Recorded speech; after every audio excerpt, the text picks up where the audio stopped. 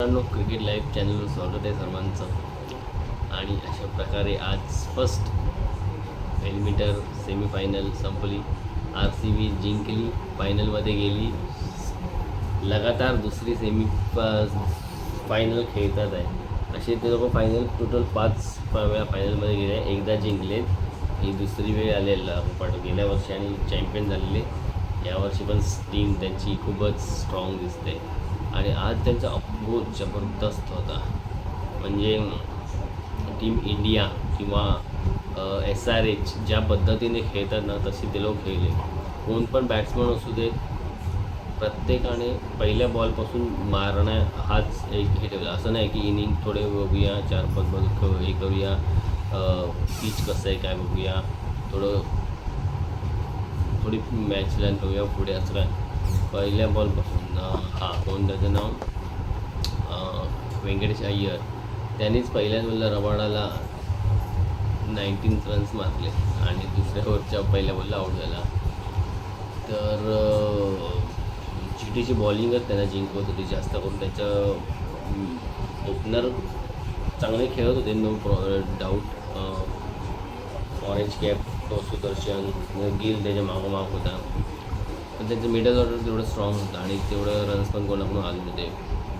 त्यांचे बॉलिंगच्या ह्याच्यावर सिराज, राशिद खान, होल्डर हे लोक चांगली स्पेल दाखवत होते. त्याच्यामुळे ते लोक जिंकून आज इथपर्यंत तरी अजून एक चान्स आहे त्यांच्याकडे.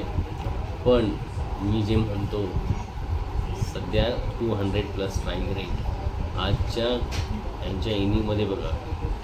जितेश शर्मा 300 स्ट्राईक रेट, पाटीदार 284चा स्ट्राईक रेट, ऑलमोस्ट 300.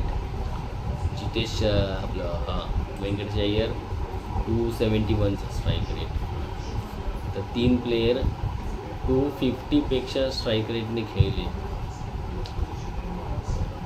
विराट कोहली 175 स्ट्राईक रेट, कृणाल पांड्या 160-150 150 हा होता म्हणजे पटीदार.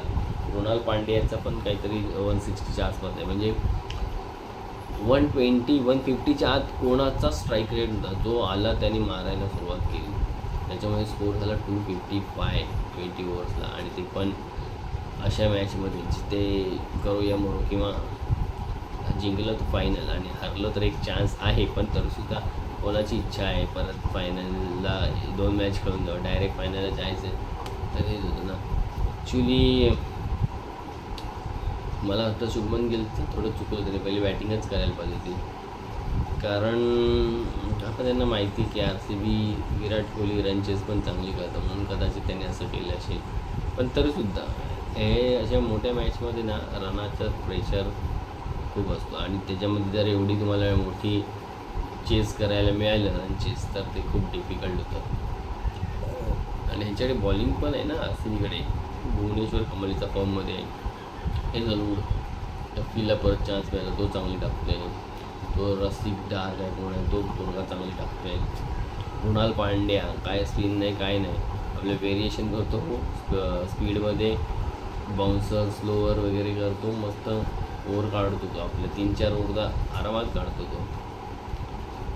तर हेच त्यांच्या जिंकण्याचे कारण आहेत. मेन म्हणजे त्यांचं सध्या ओपनिंग पण चांगलं मिळालं. अय्यर चांगला खेळतो आहे विराट कोहलीबरोबर, त्याच्यामुळे त्यांना ओव्हरसीज एक बॉलर खेळायला मिळते डफीसारखा. तर ओव्हरऑल गुड विन होती. विराट कोहली सलग दुसरी फायनल खेळतो आहे. GTचं बॅटला घ्यायचं, सुदर्शन चांगला खेळ, 2-3 बाउंड्री मारलेल्या आणि ज्या बॉलला आऊट झाला ती पण बाउंड्री गेलीच होती, पण त्याच्या हातातून बॅट ती सुटली, मागे पडली आणि बरोबर स्टंपला लागली आणि हिट विकेट आऊट झाला तो. तर एवढा मोठा बॅट टाक त्याचा, कारण तो चांगला टचमध्ये दिसत होता. शुभमन गिल आज तेवढं हे म्हणजे काय बोलतात त्याला, कम्फर्टेबल खेळताना दिसला नाही खूप. त्याच्यात माहिती नाही, रन्सचं प्रेशर होतं खूप, एवढं मोठं रन चेसचं. तर भुवनेश्वरने त्याला गोल्डच काढला. तर बाकी त्यांची मिडल ऑर्डर काय आहेच नाही. वॉशिंग्टन सुंदर नाही काय, तेव्हा ती आज खेळला. बाकी त्याच्या आधीच्या इनिंगला एकही मॅच नाही खेळला. बटलर थोडासा स्टार्ट चांगली मिळाली पण लांब नाही. हे तिघंच त्यांचे बॅटवर काय ते खेळलेत चांगले, त्याच्यामुळे लोक फायनलला होते. पण ते तिघं लवकर आऊट झालं. मग काय मिडल ऑर्डर म्हणजे काय एक पण मॅच अशी आठवत नाही की त्यांचं मिडल ऑर्डर चांगलं खेळलं असेल.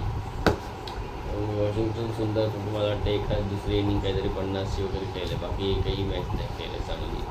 तेव्हा पण आज खेळल्या.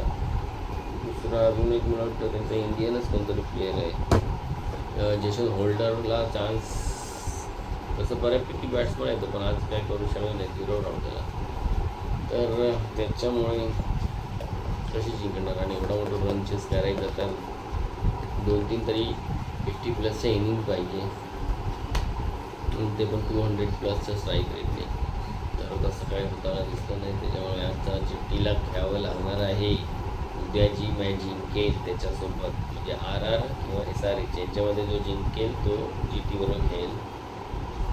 माझ्या ह्यानी तरी दोन्ही टीम तेवढ्याच माझ्या फेवरेट पण आहेत आणि पॉवरफुल आहे. पण तरीसुद्धा वैभव सूर्यवंशीसाठी मी पहिली त्याची म्हणजे फायनलमध्ये जाण्यासाठी मी त्यांना हे करतो आहे की पहिला त्याचा म्हणजे पूर्ण सीझन त्याला मिळालं तर तो फायनलपर्यंत पोहोचू दे. म्हणून त्याला उद्याची मॅच इकडं गरजेचं आहे, उद्या जिंकू देत मग GT बरोबर आणि मग फायनल, असं मी प्रिडिक्शन केलं आहे. खूप खरं होतं काय मग RCB वर्सेस RR अशी फायनल बघायला मिळेल. तर यासाठी उद्या जसं आज RCBने स्कोअर केला तसं उद्या RRला करायला पाहिजे जर फर्स्ट बॅटिंग आली तर. आणि जर फर्स्ट बॉलिंग आली तर आर्चर त्यांचा एक काय तर की आहे त्याचं स्पेल, त्याची बॉलिंग मॅटर करेल खूप काय. त्याची बॉलिंग आहे त्यांच्याकडे अजून पण चांगली बॉलिंग, पण मेन तो सध्या फॉर्ममध्ये आहे, त्याची बॉलिंग त्याला चांगली टाकतं. तर बघू उद्या काय होतं कळेलच आपल्याला. तर कोहलीची पण बॅटिंग आज मस्त झाली. 25 बॉलात 43 वगैरे केले. म्हणजे तेच कोण असं विचार नाही करतो 50 झाले जवळ आले किंवा थोडं स्लो होतो, सिंगल काढतो तिकडनं तो मारतो त्याला, असं नाही. प्रत्येकानं आपला एक रोल दिलेला सगळ्यांना की तुम्हाला म्हणजे मारण्यासारखं बॉल असेल तर मारा. त्यामुळे सगळ्यांचा स्ट्राईक रेट सॉलिड होता. आणि काय रजत पाटीदारने काय बॅटिंग केली यार, खतरनाक. 9 6 5 4. पण काय नशीब असतं एकेकांचं, जसं क्रिकेटमध्ये तसं ह्याच्यामध्ये पण असतं कॉमन लाईफमध्ये. कधी पलटी मारेल असेल तसंच रजत पाटीदार जो कधी RCBच्या टीमचा भागच नव्हता, त्यांचा एक विकेट किपर इंज्युर्ड झाला कोणतरी, मला वाटतं 2023च्या सीझनमध्ये, 23 का 22च्या सीझनमध्ये. तर हा त्याचा नेटमध्ये होता की ह्याला बोलवलं असं काहीतरी होतं. शॉट तिकडनं आला, तो मॅच खेळला आणि सेंचुरी केली त्याने एखाद्या कुठल्या तरी मॅचमध्ये. त्याच्यानंतर त्याने मागे पडून नाही बघितलं आणि त्याचा जो काही ग्रोथ पण झाला आणि त्यांनी करून दाखवलं आहे.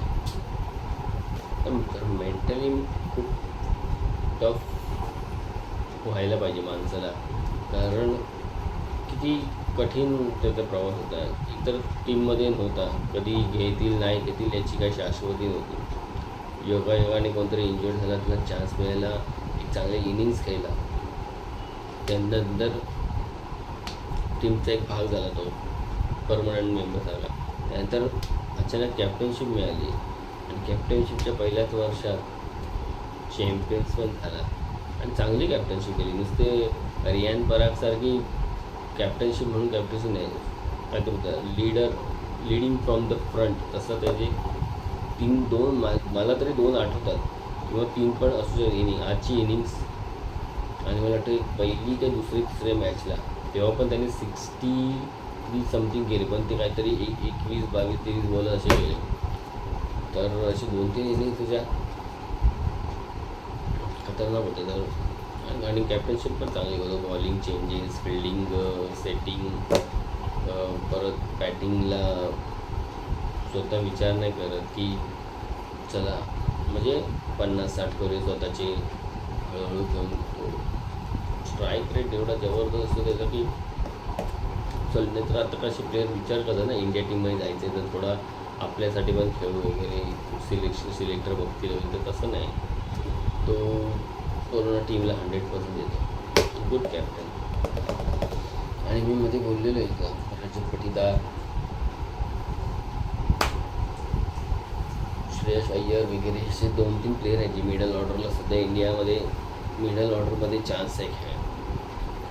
जसा सूर्यकुमारचा फॉर्म बघता ती जागा एक मिळू शकते कोणाला पण, कारण सूर्यकुमारचा फॉर्म काय आत्ता IPLचाच नाही, इंडिया टीममध्ये पण गेल्या कितीतरी मॅच त्यांनी एक पण म्हणजे असं चांगला परफॉर्मन्स दिला आहे. वर्ल्ड कपमध्ये मला वाटतं आयर्लंड काय कुठल्या तरी वीक कंट्रीबरोबर त्यांनी एक चांगला परफॉर्मन्स दिला, कारण तेव्हा विकेट गेलेले 3-4 लवकर, काय 5 विकेट गेलेले.